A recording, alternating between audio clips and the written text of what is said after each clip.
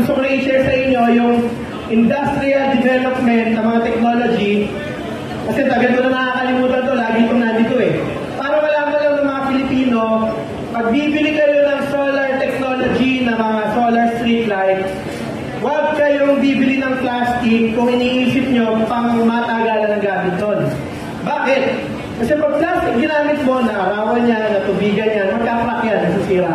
So, ina-advise ko, kung gusto mong pang matagalan, ang bibili mo yung industrial grade. Aluminum, tapos tempered glass, kahit ibabad mo yan sa araw, umuulan, hindi ka agad masisira yan.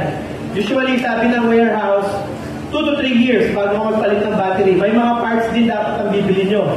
Pero, yung dinala namin from the Mintak Asia Trading, tumatagal ng 5 years, expected namin 3 years lang, pero ngayon pang 8 years na hindi pa rin sira. Kasi aluminum, quality metal industrial, tempered glass yung ginagamit, and 50,000 hours yung ilaw, replaceable lahat ng parts. Pero yan yung utang namin sa Mintak Asia Trading, so na-discuss ko na. Balik na tayo sa presentation.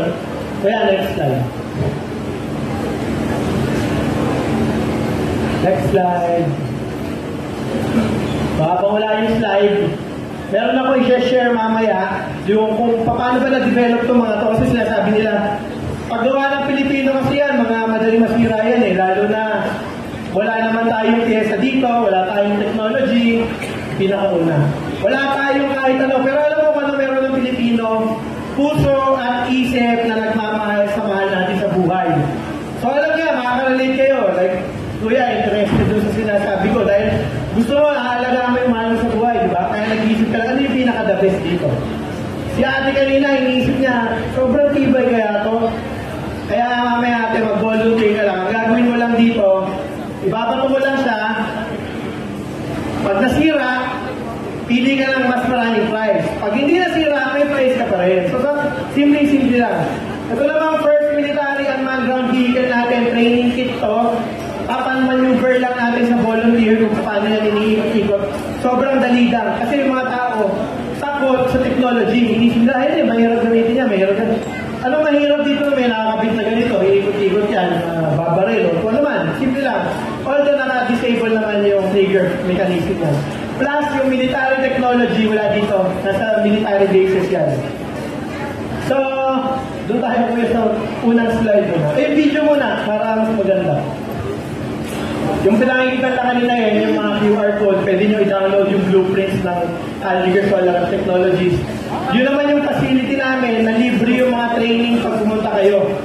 So pag pumunta kayo doon, wala kayong idea sa military technology gears, tuturuan namin kayo, kasama niyo yung mga sundalo para matuto kung saan ba ito pwede gamitin for search and rescue. Pwedeng magamit siya sa tactical operation, West Philippines, pwede rin. So maraming usage na pwedeng magamit. Plus, meron kami mga technology na ma-download mo again. Yung mga kalalakihan, mahilig sa night vision. Tama? Night vision. Sino mahilig dyan? Yun yung kahit gabi nakikita mo sa dilim. Pero pag bumili ka nun, imported 150 to 200,000. Especially yung Gen 4. So ginawa namin sa Alliger Technologies under the Patero Solar and City Partnership. Gumawa na kami ng Gen 4 na pwede mong i-download yung blueprint sa website. Walang bayad, yung patent, walang patent para lahat nga pwede ulit kopyahin. Ano ba itong Gen 4 na to? Meron siyang night vision na normal, Wi-Fi connection, meron din siya. May thermal scanner din siya. Para kung rescue, halimbawa si kuya, maraming bangkay dyan or hindi mo alam kung bangkay. Tatapat mo lang itong thermal scanner, makikita mo kung meron pang heat signature. Kung meron pang heat signature, yan yung priority for rescue. Pag bumili ka nito sa international, around, yun nga, sabi ko, 150 to 200,000. Pag dinownload mo yung blueprint ng invention sa website namin, www.alliger.net, walang bayad yun, kaya mong buuan ito ng worth 3,500 pesos. Pag hindi mo maintindihan yung blueprint, tuturo ko pa sa iyo kung paano i-assemble plus yung mga out-of-school youth namin na natuto sa amin. Yan yung mga magiging teacher nyo. Ito yung video, pakita nyo kung paano nag-progress yung Filipino military technology.